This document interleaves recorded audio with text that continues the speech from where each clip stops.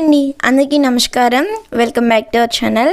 తెలంగాణలో కొత్తగా కొలువు తీరిన కాంగ్రెస్ ప్రభుత్వం ఎన్నికల్లో ఇచ్చిన హామీల అమలు దిశగా అడుగు వేస్తుంది.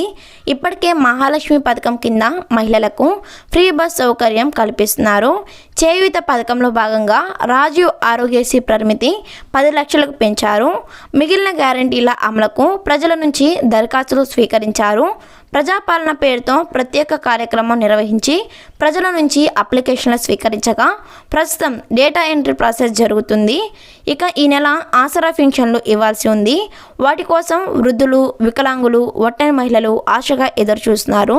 గత ప్రభుత్వం సాధారణంగా పింఛన్లను 2016 రూపాయలు, దివ్యాంగుల పింఛన్ను 3016 రూపాయలుగా ఇచ్చింది. అయితే కాంగ్రెస్ ప్రభుత్వం మాత్రం తాము అధికారంలోకి వస్తే సాధారణ పింఛను 4000, దివ్యాంగ పింఛన్ను 6000 చేస్తామని ప్రకటించింది.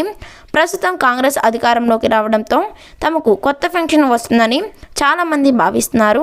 ఈ నెల నుంచి ప్రభుత్వం తమకు పెన్షన్ పెంపు ఉంటుందని ఆశాభావం వ్యక్తం చేస్తున్నారు. రాష్ట్రంలో ప్రస్తుతం 15,98,729 మంది వృద్ధులు, 15,60,707 మంది వితంతువులు, 5,03,613 మంది దివ్యాంగులు, బీడీ కార్మికులు 4,24,585 మంది, ఒంటరి మహిళలు 1,42,394, గీత కార్మికులు 65,307, చేనేత కార్మికులు 37,145, హెచ్ఐవి బాధితులు 35,998. ఇలా వివిధ వర్గాల వారు మొత్తం 43,96,667 మంది పెన్షన్లు తీసుకుంటున్నారు. ఈ పెన్షన్ల అమలు కోసం ప్రతి నెల 1000 కోట్లు ఖర్చు అవుతుంది. అయితే ఈ ఏప్రిల్ నెలలో మాత్రం కొత్త పెన్షన్నే ఇస్తానని చెప్పేసి సీఎం రేవంత్ రెడ్డి గారు ప్రకటించడం జరిగింది. కొత్త పెన్షన్ల కోసం తాజాగా 24.84 లక్షల దరఖాస్తులు వచ్చాయి.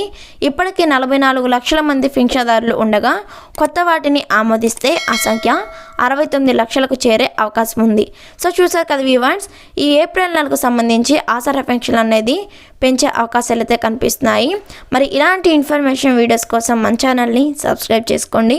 వీడియోని లైక్ చేయండి. ఇన్ఫర్మేషన్ అనుకుంటే మన ఛానల్ని సబ్స్క్రైబ్ చేసుకోండి. Thanks for watching.